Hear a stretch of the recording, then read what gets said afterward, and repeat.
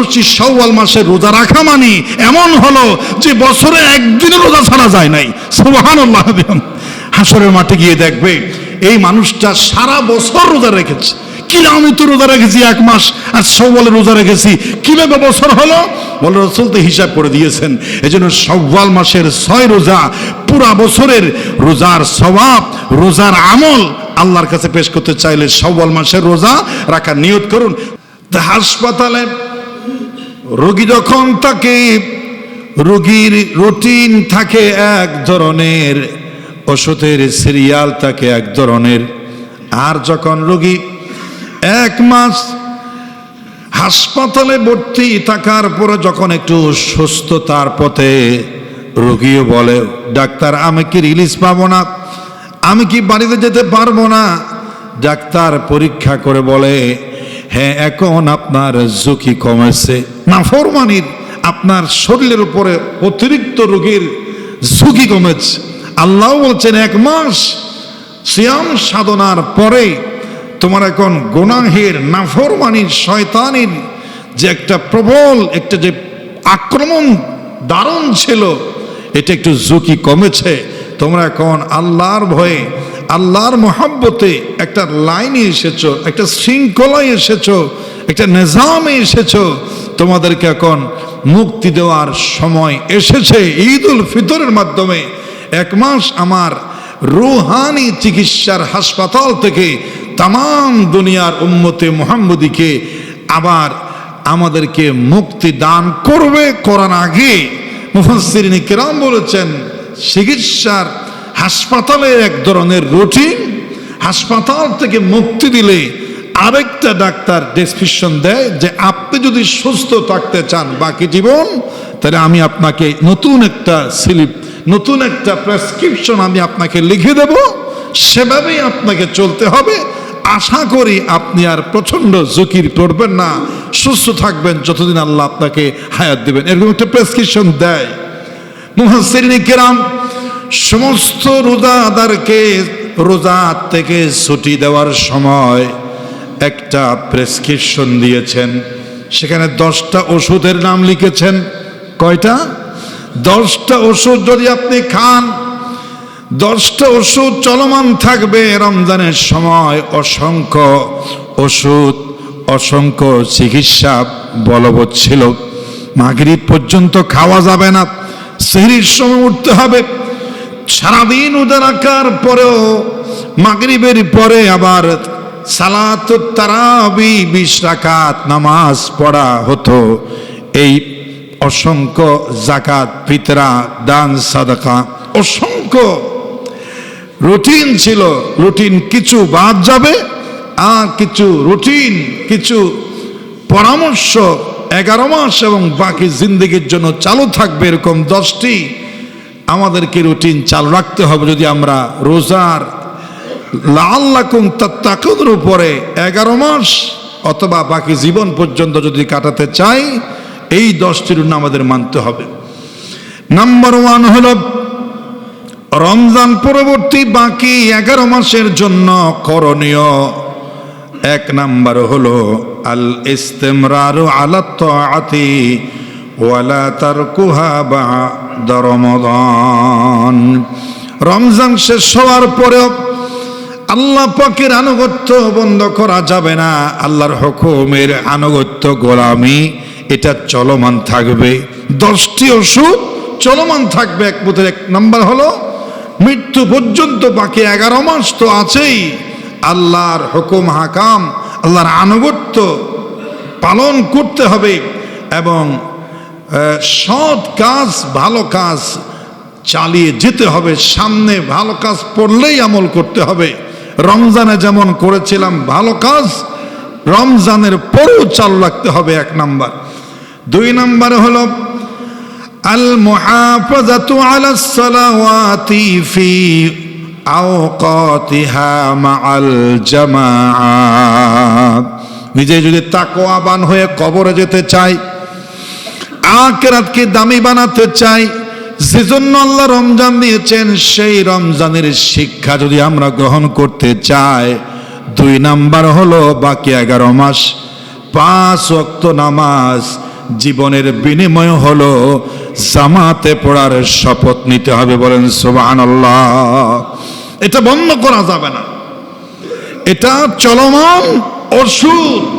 জীবন গেলেও রমজানে যেমন নামাজ পড়েছিলাম, রমজানের পরেও সেই নামাজ চালু রাখতে হবে। কারণ নামাজ হচ্ছে খুব দামি সর্বশ্রেষ্ঠ ইবাদত। নামাজ হচ্ছে ইসলামের মেইন একটা স্তম্ভ, ইসলামের গুরুত্বপূর্ণ স্তম্ভ। নামাজ হচ্ছে আল্লাহর সাথে বান্দার সম্পর্ক অর্জনের মাধ্যম। আল্লাহ বলছেন ওয়াস্তাঈনু বিস-সাবরি ওয়াস-সালাত, নামাজ এবং ধৈর্যের মাধ্যমে আল্লাহর কাছে সাহায্য চাও। বাকি 11 মাসও আমাদের আল্লাহর সাহায্য লাগবে নাকি লাগবে না? লাগবে না? লাগবে। তো আল্লাহর সাহায্য যদি লাগে, আল্লাহর সাথে বান্দার নেটওয়ার্ক যোগসূত্রকে বজায় রাখতে হবে, ছিন্ন করা যাবে না। আল্লাহ এবং বান্দার সাথে সম্পর্কের গভীর মজবুত সম্পর্কের তার নেটওয়ার্ক যোগসূত্র হচ্ছে নামাজ, যেটা কোরআন বলেছে ওয়াস্তাঈনু বিস-সাবরি ওয়াস-সালাহ। কিছু চাইলে আমার কাছে নামাজের মাধ্যমে চাইবে, নামাজ নিয়ে চাইবে। নামাজ ছাড়া আমার কিছু চাই কোনো লাভ নাই, ও আবেদন তোমার মঞ্জুর হবে না, কারণ তোমার সাথে আমার কোনো সম্পর্ক নাই, কারণ তোমার 5 ওয়াক্ত নামাজ নাই। বলে নাউজুবিল্লাহ মিন যালিক। তাহলে নামাজ চলমান রাখতে হবে। নামাজ কেন চলমান রাখবেন? রোজা যেমন সিয়ামু জুন্নাতুন, রোজা যেমন ঢাল ছিল পাপ কাজ থেকে, নামাজও পাপ কাজ থেকে বাঁচার বড় একটা ডাল। আল্লাহ নিজেই বলছেন ইন্নাস সালাতা তানহা আনিল ফাহশাই ওয়াল মুনকার, নামাজ মানুষকে অশ্লীল অন্যায় শয়তানি কাজ থেকে বাঁচায়া রাখে। এই নামাজ চালু রাখতে হবে। নামাজ কেন চালু রাখতে হবে বাকি 11 মাস? নামাজ মানুষকে অন্যায় কাজ থেকে বাঁচায়। নামাজ কেন চালু রাখতে হবে? হাসরের মাঠে আউয়ালু মা ইউহাসাবু বিহিল আবদু ইয়াউমাল কিয়ামাতিস সালাহ। আজ মৃত্যু হোক, কাল হোক, রাসূল বলেছেন মান মাতা ফাকাদ কামাত কিয়ামাতুহু, যে যখন মারা গেল তার কিয়ামত তখন শুরু হয়ে গেল। যে সময় মারা যায় তার কিয়ামত তখন ভয়াবহতা শুরু হয়ে গেল। 1 সেকেন্ড, 1 মিনিট, 1 ঘন্টা, 1 দিন বাঁচতে পারে। এই পারে ডুবে গিয়ে ওই পারে ওঠার সঙ্গে সঙ্গে জিজ্ঞেস করা হবে নামাজ পড়ছো কিনা, আগে নামাজের হিসাব বের করো। বলেন সুবহানাল্লাহ। এজন্য নামাজ চালু রাখতে হবে।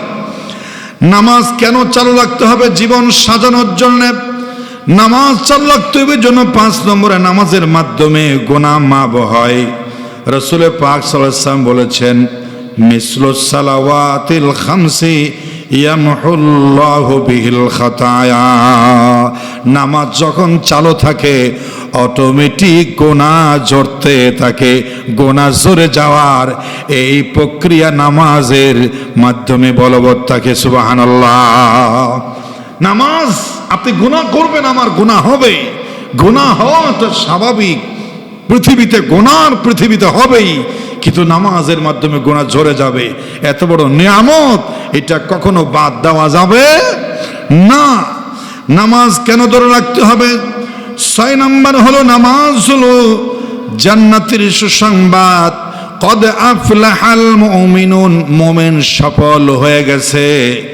কেমন মুমিন? আল্লাযীনা হুম ফি সালাতিহিম খাশিউন, যারা খুশু এবং হুশুর সাথে নামাজ আদায় করে তারা জান্নাত পাবে, সফল কাম হবে।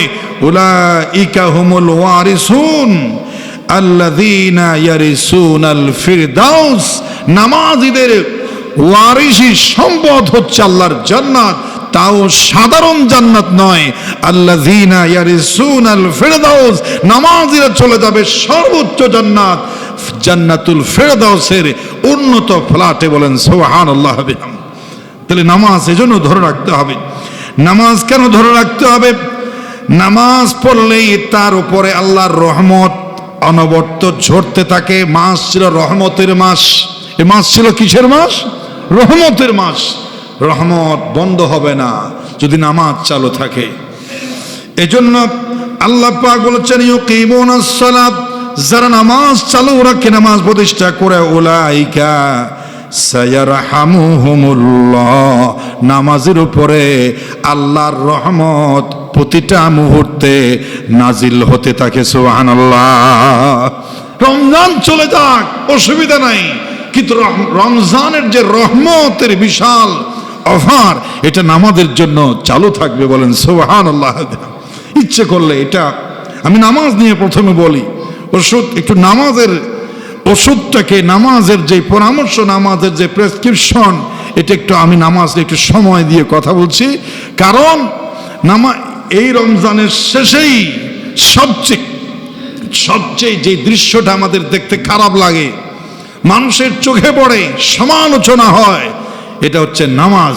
অন্য আমল ছেড়ে দিলে এটা গোপন আমল, এটা দেখা যায় না, যার পার্সোনাল ব্যাপার। কিন্তু মুসল্লি যখন কমে যায়, এটা ইমাম সাহেবের চোখে পড়ে, মুসল্লির চোখে পড়ে। যেটা ইমাম সাহেবের চোখে পড়ে, মুসল্লির চোখে পড়ে, মানুষের চোখে পড়ে, এটা আল্লাহর চোখে পড়বে। যেদিন ইমাম সাহেব যেমন হারানো বিজ্ঞপ্তি, হাস্যকর হলেও বাস্তবসম্মত একটি বিজ্ঞপ্তি ইমাম সাহেব রমজানের পরে দিয়েছে, একটি হারানো বিজ্ঞপ্তি। আমার মসজিদ থেকে অসংখ্য মুসল্লি হঠাৎ করে ঈদ উল ফিতরের পরে হারিয়ে গেছে। আপনারা যদি কোনো সহৃদয় ব্যক্তি, আমার এই প্রাণপ্রিয় রেগুলার নিয়মিত মুসল্লিকে পথে ঘাটে দেখেন, সেই মুসল্লিদের আলামত দেওয়া হচ্ছে। যে মুসল্লি আমার হারিয়ে গেছে, ওই মসজিদের মুসল্লির মাথায় টুপি ছিল। একটা ছেলে হারিয়ে গেলে একটু আলামত দেখাতে হয় না? ছেলের পরনে পাঞ্জাবি ছিল, মাথায় একটা বাঁকা হলুদ মার্কা টুপি ছিল, অর্ধেক একটা পেন ছিল, তার বাম হাতে একটা জ্বর ছিল। তখন মানুষ তাকে চিনতে পারে। এই লোকটাকে পেলে এই নাম্বারে যোগাযোগ করে যদি ধরিয়ে দেন, যদি ব্যবস্থা করে দেন, বিশাল পুরস্কারের ব্যবস্থা আছে। ইতি তার গার্ডিয়ান। এরকম একটা হারানো থাকে না? ইমাম সাহেব লক্ষণ দিচ্ছে যে মুসল্লি হারিয়ে গেছে, সে মুসল্লির মাথায় টুপি ছিল, মুখে হালকা হালকা দাড়ি ছিল। ওই যে রমজানে বেশি সেপ টেপ করে না আর কি, এই জন্য রমজানের সম্মানের কারণে সেই পর্যন্ত বন্ধ করে দিয়েছে। মুখে হালকা হালকা দাড়ি ছিল, চেহারার মধ্যে নুরানি সেগা ছিল, গায়ে ভাঁজ করা পাঞ্জাবি ছিল, মুখের মধ্যে তাসবিহ ছিল, মুখে জিকির ছিল, হাতে তাসবির দানা ছিল। এই আলামতগুলো আমার মুসল্লি যে হারিয়ে গেছে, আপনারা দেখলে যদি আমাকে মসজিদ পর্যন্ত পৌঁছাই দেন, আমি আপনাদের কাছে চিরকৃতজ্ঞ থাকি। সুবহানাল্লাহ বলেন। হারানো বিজ্ঞপ্তির জবাব ইমাম সাহেব 1 মাস যায়, 2 মাস যায়, 3 মাস যায়, পায় না। মুসল্লিগুলো ইমাম সাহেব পায় না। 10 মাস পর্যন্ত পুশ পড়ে আছে জমিনে, কোনো রেসপন্স নাই। 11 মাস পর্যন্ত পড়ে আছে।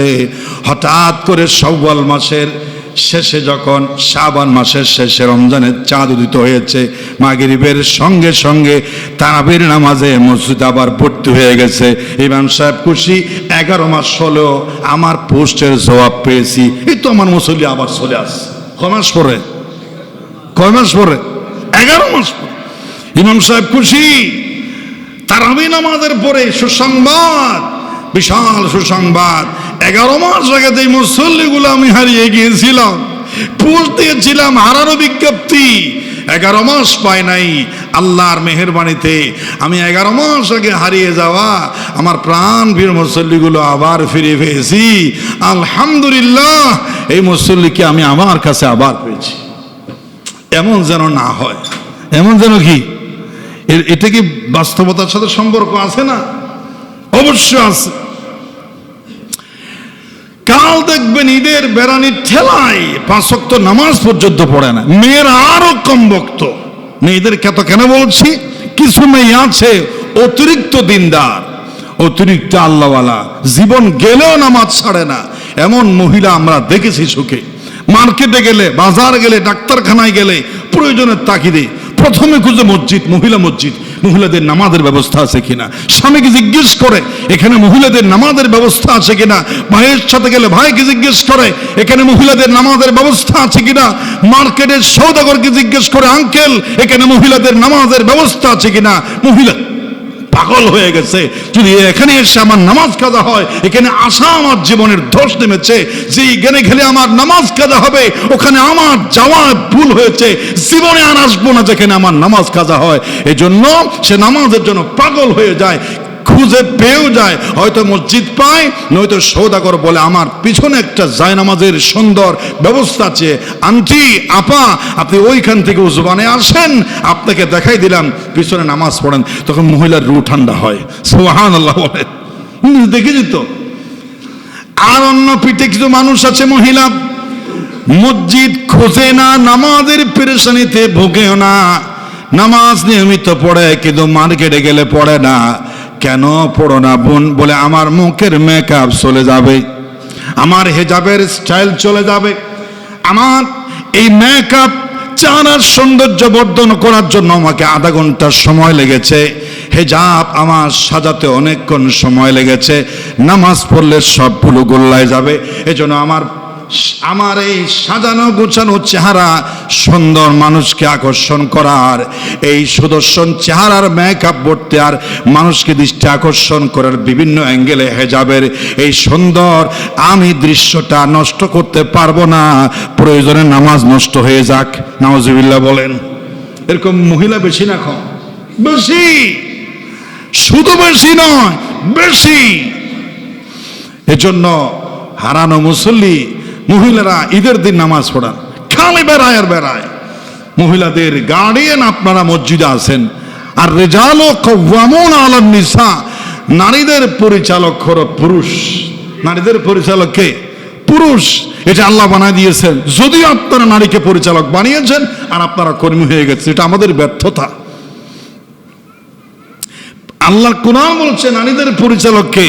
পুরুষ। কিন্তু আমরা ভাগ্যদেশ হয়ে গেছি, আমাদের ম্যাডাম হয়ে গেছে আমাদের পরিচালক। দুর্ভাগ্য এই জাতির। বলে সব জায়গায় আমার ক্ষমতা চলে, কিন্তু বাড়িতে গেলে আমার ক্ষমতা চলে না। আবার অনেকেই পোস্ট দেয়, বিভিন্ন সময় দেখা যায় দেশের প্রধানমন্ত্রী তারেক রহমান হলে কি হবে, আমার ঘরের প্রধানমন্ত্রী আমি, আমার ঘরের প্রধানমন্ত্রী আমার স্ত্রী। মানে সে প্রধানমন্ত্রীর ভাব যায় না নারীর থেকে। আল্লাহ আমাদের নারীদেরকে হেফাজত করে বলুন আমিন। দুর্ভাগ্য। তো বলছিলাম নামাজ চলমান থাকতে হবে, আর আপনাদেরকে হিসাব নিতে হবে। কোথাও কোথাও গেছিলি বা যাস নাই, মেকআপ করেছিস, উজু বানায় মেকআপ করবি, উজু রাখি দিবি। আমি পরামর্শ দিই আপনাদেরকে, জোহরের সময় আপনারা মহিলাদেরকে বলবেন, তো যদি এতই সেজেগুজে থাকতে ইচ্ছে হয়, মেহমান আসবে, আসরের আগে পেশাব পায়খানা করে পেটটাকে খালি করে মানসিক প্রস্তুতি নিয়ে এমনভাবে সাজবি যাতে এই সাজে আসর মাগরিব এশা পর্যন্ত আর নামাজ উজু বানাতে না লাগে। তোর সাজও ঠিক থাকলো, উজুও থাকলো, ওই শ্বাস নিয়ে তুই যেখানে যাবি যা, নামাজের রক্ত হলে তুই নামাজ পড়তে পারবি। এত উজু ভাঙিস না। উজু ভাঙার যে সমস্ত সময় উজু ভাঙে এরপরে উজু বানাবি। মানসিক প্রস্তুত থাকে নামাজি মহিলারা, আমার নামাজ কেমনে ঠিক থাকবে। আল্লাহ পাক আমাদের সবাইকে 11 মাস নামাজি হওয়ার তৌফিক দান করবেন আমিন। নামাজ হচ্ছে আল্লাহর রহমত লাভের মাধ্যম, নামাজ হচ্ছে মনের প্রশান্তি, নামাজ হচ্ছে আলো, নামাজ হচ্ছে রিজিক, আকাশ থেকে রিজিক পাওয়ার বড় ধরনের ওসিলা। আমি আর বর্ণনা দিচ্ছি না। আল্লাহ পাক বলছেন ওয়া আমুর আহলাকা বিসসালাত, তোমার আহলকে পরিবারকে নামাজের কথা বলো। লা নাসআলুকা রিজকান, আমি তোমার কাছে আর কিছু চাই না, রিজিক চাই না, সম্পদ চাই না, বরং নামাজ পড়ো। নাহানু নারযুকুকা, নামাজ পড়লে আমি তোকে বিরাম একেবারে হিসাববিহীন রিজিকের ব্যবস্থা আমি আল্লাহ আসমান থেকে করব। সুবহানাল্লাহ বিহাম। যাই হোক, নামাজ হচ্ছে দোয়া কবুলের মাধ্যম। এতক্ষণ শুধু আমি নামাজের যে 11 মাসের রুটিন, সেই রুটিনের শুধুমাত্র আমি এখনো 2 নম্বরটা বললাম, যে আল মুহাফাজাতু আলা সালাওয়াতি ফি আওকাতিহা মাআল জামাআ, জামাত সহকারে বাকি 11 মাস নামাজ পড়তে হবে, নামাজ ছাড়া যাবে যা। সঙ্গে বলে ফেলি 30টি রমজানের রোজা কবুল হয়েছে কিনা, সেহরি, ইফতার, কোরআন তেলাওয়াত, ইতিকাফ, জীবনের এই 1 মাসের বহু প্রকারের ইবাদত কবুল হয়েছে কিনা বা কবুল হয়েছে কিনা, বলে আল্লাকুম তাত্তাকুন, তাকওয়ার একটু হলেও গুণ আমার কাছে এসেছে কিনা, তার একটা প্রধান আলামত মুফাসসিরিন কিরাম লিখেছেন। অনেকে বলে হুজুর আসলেই যে সারা মাস রোজা থাকলাম, রোজা কি কবুল হয়েছে, যাকাত কি কবুল হয়েছে, আমার ইবাদত কি কবুল হয়েছে, এটা বোঝার আলামত কি? কেমনে বুঝবো যে রোজা আমাকে দেখেছে? দেখেছে মানে কাজ হয়েছে। ভাত যখন ভালো খায়, ফ্রুট টুট খাইলে যখন স্বাস্থ্য ভালো হয়, তখন মানুষ বলে এর বাড়িতে এই চৌধুরীর বাড়ির খাবার তোকে দেখেছে, তোরা খা নাই দেখি মানে ফিরে গিয়ে ওই তো ওর রোজা আমাকে দেখেছে কিনা তার আলামত হচ্ছে রমজানের পরেও রমজানের আমল সমূহ তাকে টানবে, তাকে টানবে, আকর্ষণ করবে, তাকে টানবে, নিয়ে আসবে। আগে নামাজ কলি যায় না, যেতে হবে মসজিদে, চলে আসে ইমানের টানে মসজিদে। রোজা নামাজ কবুল হওয়ার আলামত। বলেন সুবহানাল্লাহ। একবার হজ করার পরে বাংলাদেশে আসার পরে হজ কবুল হয়েছে কিনা তার আলামত বলে আবার যেতে মন পাগল হয়ে যাবে। ওমরা একবার করেছ, কবুল হয়েছে কিনা তার অনেক আলামতের ভিতরে একটি হলো জীবনে আর একবার যাওয়ার জন্য মন কাঁদে। এটা একটা হজ করার জন্য যেমন কবুল হওয়ার আলামত হলো আবার যেতে পাগল হওয়া। এই রমজান মাসে যারা নামাজ পড়তো, নামাজে রমজানের পর আবার নামাজে যদি টানে, নামাজে যদি কি টানে, হ্যাঁ টানের নামাজ আর টানের বিরিন ফেলার নামাজ আর টানের উজোর করতে দোয়ানো মেতে নামাজ আর টানের উজোর ওয়াজ কি দোয়া নামাজে টানে বলি, নামাজ আমাকে টানে কিন্তু সিট থেকে ওঠে না, নামাজ আমাকে টানে চা বন্ধ করে না, নামাজ আমাকে টানে বলে চিল্লায়, আসন থেকে ওঠে না। এটা এক ধরনের পাগলামি। আর মুখে বলার দরকার নাই, আজান হবে চলে আসবে মসজিদে, মুখে বলার দরকার নাই, প্রমাণ হবে নামাজে তাকে টানে। রমজানের নামাজ রোজা ইবাদত কবুল হয়েছে, মুত্তাকির অর্জনের কাছাকাছি সে কবুল হয়েছে। বলেন সুবহানাল্লাহ। সব ইবাদত রোজা, তাহলে এটা গেল রোজা কবুল হওয়ার। শুধু নামাজ না, রোজার সময় যত ইবাদত করতাম, বেশি বেশি দান করতাম, বেশি সওয়াবের লোভে, এর পরবর্তীতেও ফকির দেখলে পকেটে হাত ঢুকে যাবে। রমজানে দান করতাম তো অনেক বেশি করতাম, এখন একেবারে বাদ দেবো না, ফকরের ঢুকে দিলাম, দিয়ে ফেলাইলাম। রমজানের যে আমলগুলো সেগুলো রমজানের পরেও টানবে, অটো হয়ে যাবে, সে আমলগুলো অটো হয়ে যাবে, একটু পরিমাণ কমবে। রোজা রাখতে বেশি, কিন্তু বাহিরে গিয়ে রোজা একেবারে ছেড়ে দেবে না, রোজা রাখবে। মাসে 3 দিন আইয়ামুল বীজ, প্রতি সোমবার বৃহস্পতিবার রোজা রাখতেন মহানবী সাল্লাল্লাহু আলাইহি ওয়াসাল্লাম। এগুলোর প্রতি মানুষের টানবে, সমস্ত ইবাদতের প্রতি মায়া জমে যাবে, মুহাব্বত লেগে যাবে, আকর্ষণের একবারে সম্পর্ক হয়ে যাবে, যে না করলে খারাপ লাগবে, করলে মন শান্তি হবে। এটা হচ্ছে রমজানের সর্বপ্রকার রোজা সহ ইবাদত আল্লাহর আরশে কবুল হওয়ার একটা শক্তিশালী আলামত, চিহ্ন, প্রমাণ। জুড়ে বলেন সুবহানাল্লাহ। আর যদি ঈদুল ফিতরের পরে সবগুলোকে ছুটি দেওয়া হয়, গুড বাই দেওয়া হয়, রমজানের সময় যত প্রকার ইবাদত ছিল কোন ইবাদত আর তাকে টানে না, তাহলে বুঝতে হবে পোড়া কপাল থেকে গেছে। রমজানের রোজা আল্লাহর আরশে কবুল হয় নাই, নসিব খারাপ, তার পরিবর্তন হয় নাই ভাগ্য। রাসূল দোয়া করেছিলেন রমজান পাওয়ার পরে যে নিজের গুনাহ মাফ করে তাকওয়াবান হতে পারলো না, তার ধ্বংস হোক। তাহলে আপনি ধ্বংসের পথে, কারণ ইবাদত কেন আপনাকে টানে না, কেন টানে না আপনাকে? রমজান পরবর্তী প্রেসক্রিপশনের 3 নম্বর হলো আল মুদাওয়ামাতু আলা তিলাওয়াতিল কোরআনিল কারীম ইয়াউমিয়ান। রমজান মাসে 1 খতম পড়েছিল, 1 পারা 2 পারা পড়েছিল। রমজানের পরে বেশি পড়তে না পারলে দিনে 1টা পৃষ্ঠা 1টা পারা আধা পৃষ্ঠা হলো কিছু হলো পড়বে, এই আমল চালু রাখবে। গুড বাই দেবে না কোরআন তেলাওয়াত, এটা চালু রাখতে হবে। কোরআন 11 মাস হালকা হালকা অল্প অল্প হলেও পড়ার প্র্যাকটিস রাখতে হবে। যদি আমরা রমজানের পরেও যদি মৃত্যু পর্যন্ত তাকওয়ার পথে চলতে চাই। গেল 3 নম্বর। 4 নম্বর হলো আল হাযরু মিন কাইদিশ শাইতানি ওয়া মাআসিহি। শয়তান ছুটি দেবে, শয়তানের শৃঙ্খল উন্মোচন হয়ে যাবে। শয়তান বহু গুণে আবার চেষ্টা করবে মানুষকে গোমরাহ করার জন্য। এজন্য শয়তানের ব্যাপারে সতর্ক থাকতে হবে। শয়তানের কোনো কথা শোনা যাবে না, শয়তানকে দুশমন হিসাবেই গ্রহণ করতে হবে। শয়তান আমাদের দুশমন, শয়তানকে দুশমন হিসাবেই আমাদেরকে সবসময় এটাই মনে রাখতে হবে, শয়তান আমাদের দুশমন। তো শয়তান দেখি না, কিন্তু শয়তানের অ্যাকশন দেখি। শয়তান দেখি না, শয়তানের কি অ্যাকশন দেখি। শয়তানের নগ্ন হামলা দেখি। শয়তানের নগ্ন হামলা হলো আজান হওয়ার পরও বসার থেকে উঠতে না পারা। শয়তানের নগ্ন হামলা হলো মানুষকে অশ্লীল ভাষায় গালি দেওয়া। শয়তানের নগ্ন হামলা হলো কোরআন সুন্নাহ বিরোধী কথা বলা, বেঈমানি করা, মুনাফিকি করা, কথা দিয়ে কথা ভঙ্গ করা, অতীত ভুলে যাওয়া, অকৃতজ্ঞ হওয়া, নামাজ না পড়া, হারাম খাওয়া, দুর্নীতি করা, চাঁদাবাজি করা, মানুষের হক নিয়ে চিনিমিনি খেলা, সবগুলো শয়তানের নগ্ন হামলা। এগুলোকে একটু কন্ট্রোল রাখার জন্য শয়তানের ব্যাপারে সতর্ক থাকতে হবে, চেষ্টা করতে হবে যাতে এই নাফরমানিগুলোর থেকে একটু সেভে থাকা যায়। মানসিকভাবে একটু সতর্ক থাকতে হবে।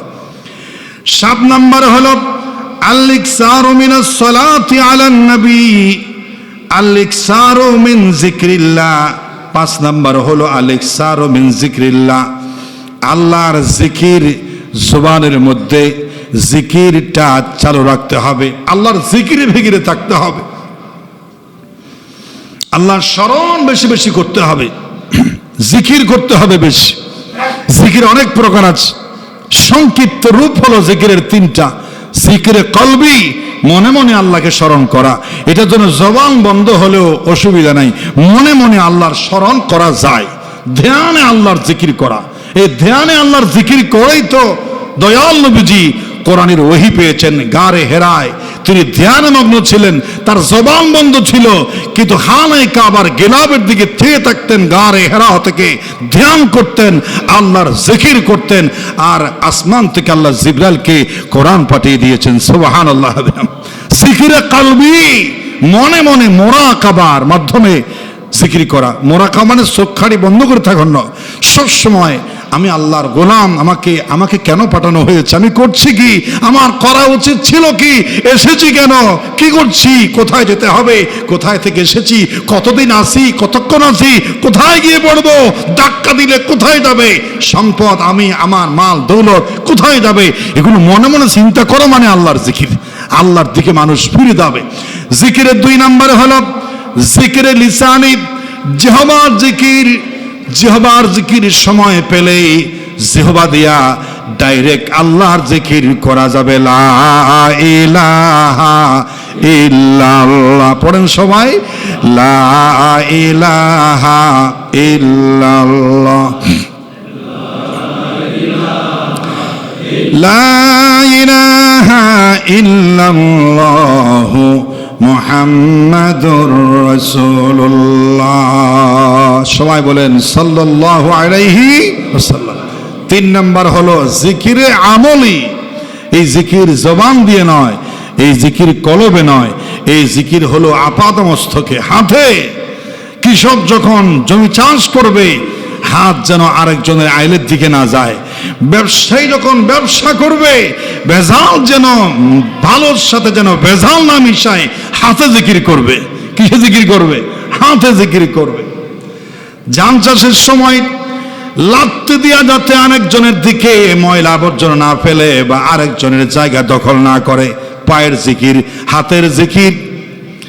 এই আমলের জিকির ব্যবসায়ী, চাকরিজীবী যার যার কর্মস্থলে অন্যায় না করা, হালালের উপরে কঠিন হলো ইস্তেকামত অবিচল থাকতে পারা, এটা হলো জিকিরে আমলি। এই জিকির জবানে নয়, এই জিকির কলবে নয়, এই জিকির হাতে, এই জিকির চিন্তায় চেতনায়, এই জিকির হালাল পথের উপরে অবিচল থাকায়, এটা হলো জিকিরে আমলি। আমলের জিকির, কাজের জিকির, নেকের জিকির। যিনি বলেন সুবহানাল্লাহ, এ চালু রাখতে হবে।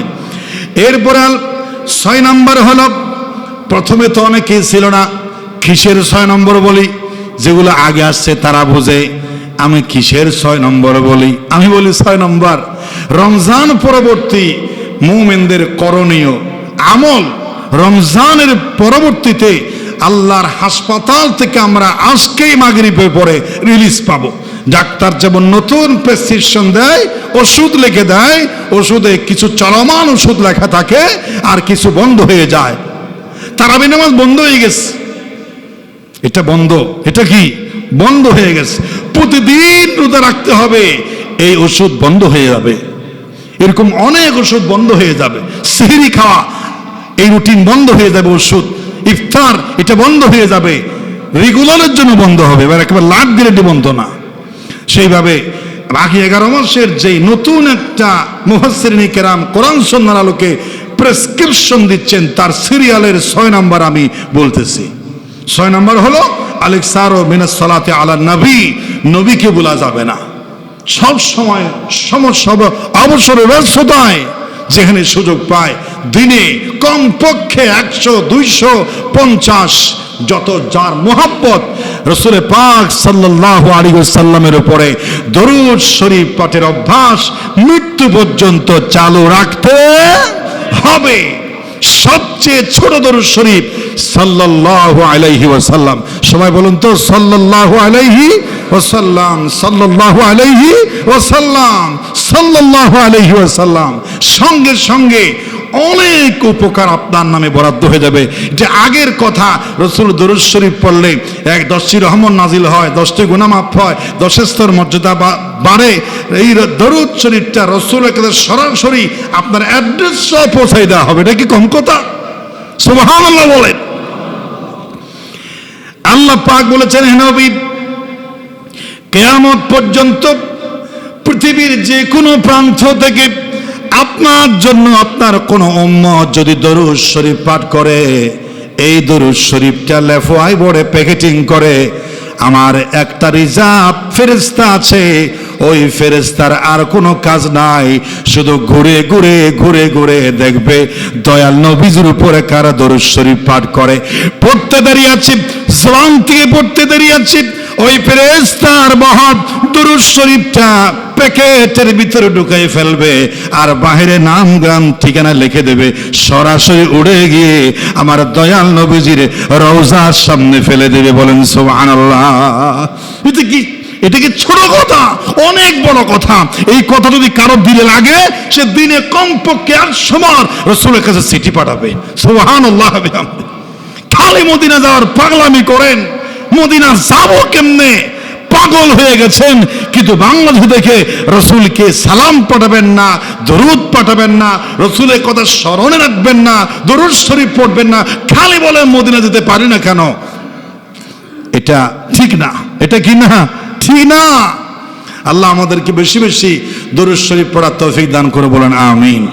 প্রিয় হাজরিন, এর মানে সংক্ষেপে বলছি, 7 নাম্বার মুসাহাবাতুস সালিহিন ওয়া তারকুস সুহবাতিস সুই। আপনার আমল, রোজার আমলের এই ধারাবাহিকতা বজায় রাখার জন্য আপনাকে আরেকটা কাজ করতে হবে। ইয়া আইয়ুহাল্লাযীনা আমানুত্তাকুল্লাহা ওয়া কুনু মা'আস সাদিকিন।